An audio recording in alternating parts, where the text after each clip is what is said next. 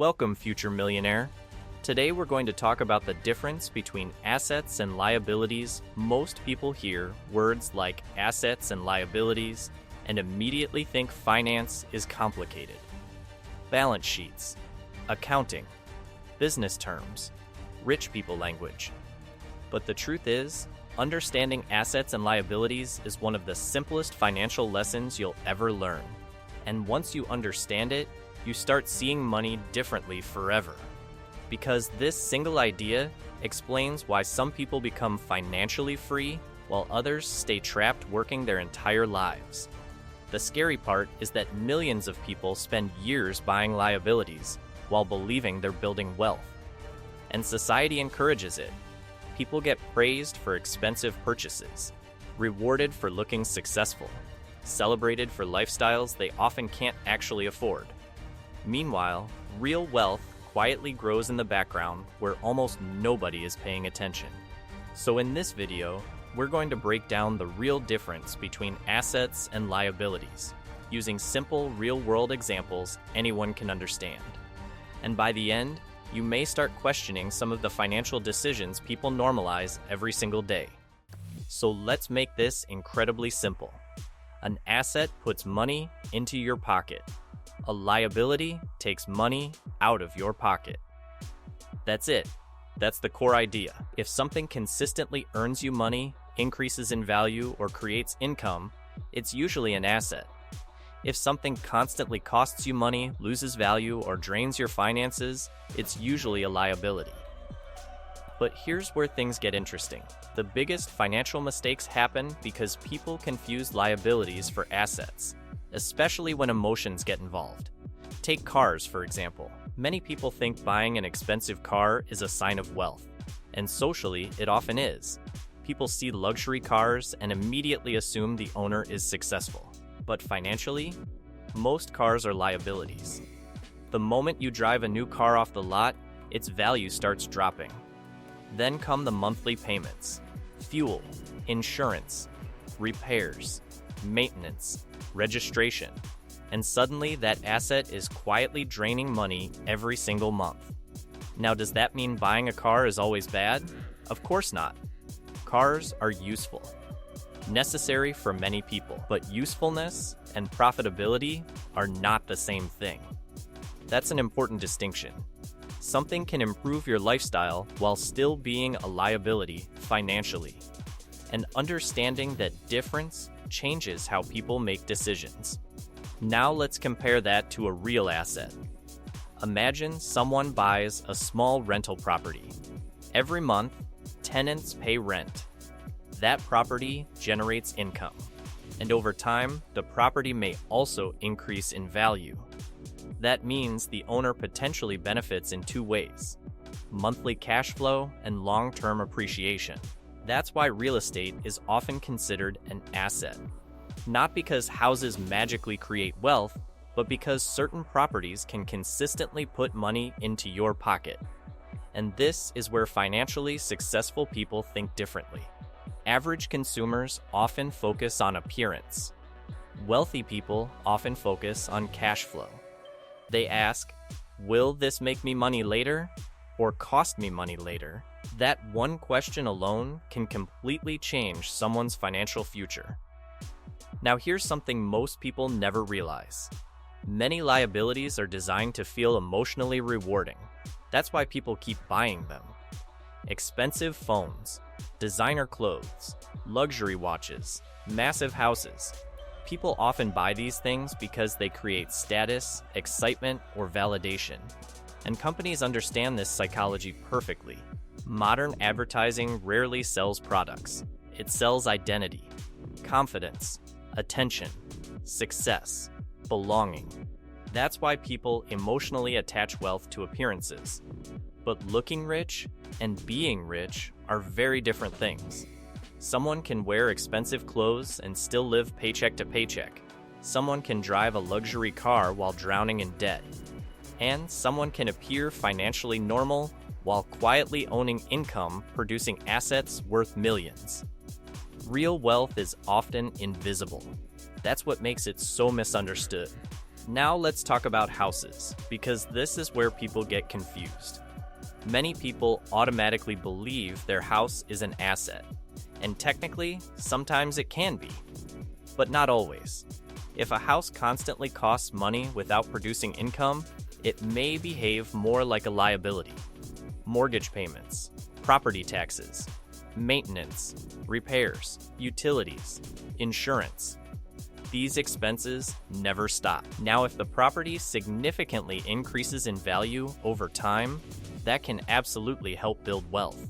But the problem is that many people buy homes far beyond what they can comfortably afford.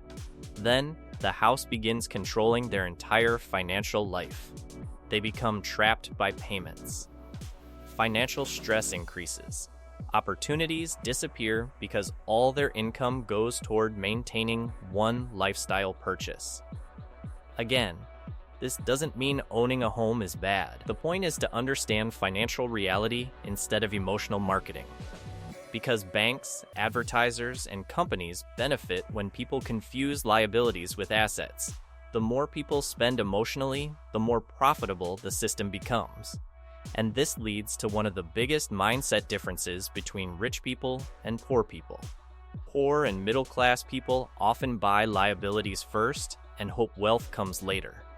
Financially intelligent people often buy assets first and let those assets eventually pay for their lifestyle.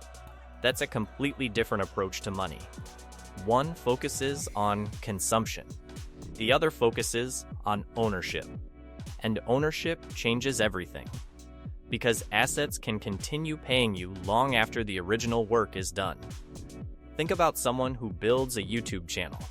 At first, it may not make money, but over time, videos continue generating views. Ads generate revenue, sponsors appear, affiliate income grows. That channel slowly becomes an asset because it creates ongoing income. The same thing can happen with businesses, stocks, rental properties, digital products, skills, even intellectual property. An asset is anything that has the potential to create future value or income. And once people understand this, their spending habits start changing dramatically. Instead of asking, "Can I buy this?" they start asking, "Will this help me financially later?" That mindset shift is powerful. Now let's talk about something dangerous. Lifestyle inflation. This quietly destroys financial progress for millions of people. Here's how it works. Someone starts earning more money. Maybe they get a promotion, a raise, a better business. And instead of buying assets, they immediately upgrade their lifestyle. Bigger apartment, more expensive car, luxury vacations, designer brands, better restaurants. And suddenly, despite earning more money, they still feel financially stuck because their liabilities increased alongside their income. This is why many high-income earners still live paycheck to paycheck. Income alone does not create wealth. Financial behavior does. A person earning a moderate income while consistently buying assets may eventually become financially free. Meanwhile, someone earning six figures but constantly buying liabilities may remain trapped in financial pressure forever. That's why understanding assets and liabilities matters so much. It teaches people how money actually flows. Now here's another important idea. Some liabilities can become assets, and some assets can become liabilities. It depends on how they're used. For example, imagine someone buys a camera. If they buy it purely for entertainment and it never creates value, it may simply be a liability. But if they use that same camera to build a business, create content, or generate income, it can become an asset. The same applies to computers, cars, properties, tools, even education. Their financial role depends on whether they generate future value or simply consume money. And this is where financially successful people often think differently from everyone else. They try turning purchases into productive tools. They think long-term. Most people focus on immediate pleasure. Financially intelligent people often focus on future return. Now let's discuss one of the most valuable assets in the world, Skills, because skills can generate income for decades. Learning video editing, marketing, sales, writing, programming, communication, business. These abilities can increase income opportunities dramatically over time. And unlike physical objects, skills usually appreciate instead of depreciate. A luxury car loses value. A valuable skill can increase your value in the marketplace year after year. That's why investing in yourself is often one of the highest return investments possible. Unfortunately, many people spend thousands upgrading their lifestyle while spending almost nothing upgrading themselves. And that decision quietly affects their entire future. Now here's the deeper psychological problem. Most people are trained from childhood to become consumers, not owners. Society constantly encourages spending, new trends, new upgrades, new products, new status symbols. The economy benefits when people consume endlessly. But very few people are taught how to build ownership, how to acquire assets, how to create income-producing systems, how to make money work for them instead of constantly working for money. That's why financial education changes lives. Because once people understand how assets work, they stop seeing money the same way. A paycheck stops being something to spend immediately. Instead, it becomes a tool for acquiring future income-producing assets, and slowly that changes the direction of someone's life. Now obviously, nobody becomes wealthy overnight by suddenly buying one asset. That's not how real wealth works. Wealth is usually built gradually. One smart decision at a time, one investment at a time, one acquired skill at a time, one disciplined habit at a time. And honestly, that's the part many people struggle with, because buying liabilities feels exciting immediately. Buying assets often requires patience, discipline, delayed gratification, and long-term thinking. A new luxury purchase creates instant emotional reward. An investment may take years to show meaningful results, but over time, the difference becomes massive.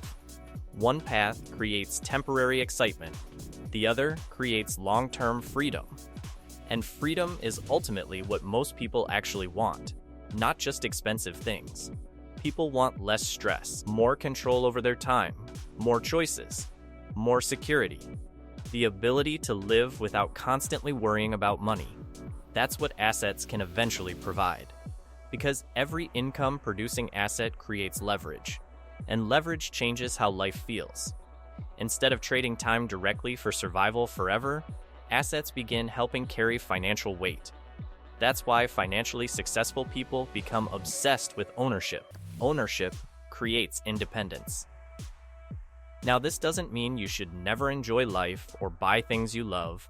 That's not the lesson. Money should absolutely improve your quality of life. The problem happens when people sacrifice their future entirely for temporary appearances, when liabilities become emotional addictions, when people spend their lives trying to look wealthy instead of becoming financially secure. And social media made this even worse, because now people constantly compare themselves to lifestyles they barely understand.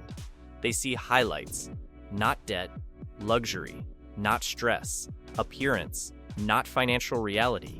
And comparison often pushes people toward terrible financial decisions. But real financial growth usually happens quietly, slowly, privately, without attention.